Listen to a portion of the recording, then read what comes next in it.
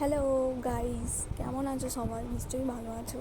তো চলো আজকে একটি রেমেডি শেয়ার করব। কী রেমেডি?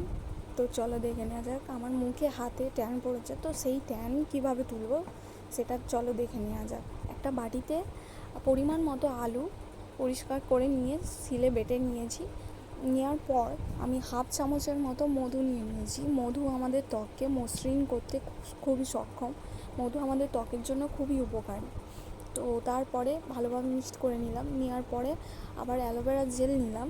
অ্যালোভেরা জেল দোকানের অ্যালোভেরা জেলও ইউজ করতে পারো বা মেটেরিয়ালসও ইউজ করতে পারো, সেটা তোমাদের ইচ্ছা। তো আমি এটা গাছের ডাল থেকেই নিয়েছি, এটাই আমি প্রিফার করছি। এভাবে মুখে আমি অ্যাপ্লাই করে নিচ্ছি অ্যালোভেরা জেলটাকে। তোমরা এটাকে স্কিপ করতে পারো। এরপরে আমি নিয়েছি বেসন, 1 চামচের মতো বেসন। তোমরা তোমাদের পরিমাণ মতো যতটা প্রয়োজন ততটা নিতে পারো। নেওয়ার পর মিক্সড করতে থাকবে। মিক্সড করে নেওয়ার পর দেখো কীরকম লাগে, এরকম লাগছে। তো খুব ভালোভাবে মিক্সড করে নিয়েছি। তো মিক্সড করতে করতে এবারে আমরা নিজেদের ট্যান এরিয়াগুলো খুব ভালোভাবে অ্যাপ্লাই করে নেবো। অ্যাপ্লাই করতে থাকবো। অ্যাপ্লাই করার পর খুব ভালোভাবে মাসাজ করব। মাসাজ করার পর 30 মিনিট ধরে এটাকে রেখে দেবো, যতক্ষণ না পর্যন্ত শুকনো হচ্ছে।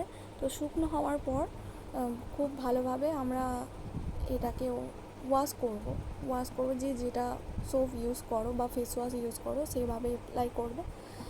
অ্যাপ্লাই করার পর ওয়াশ করার পর দেখো আমার রেজাল্টটা কেমন এসেছে। খুবই সুন্দর রেজাল্ট এসেছে। এটা সপ্তাহে 2বার বা 3বার ইউজ করতে পারো। পরবর্তী ব্লগে তোমাদের সাথে দেখা হচ্ছে। টাটা।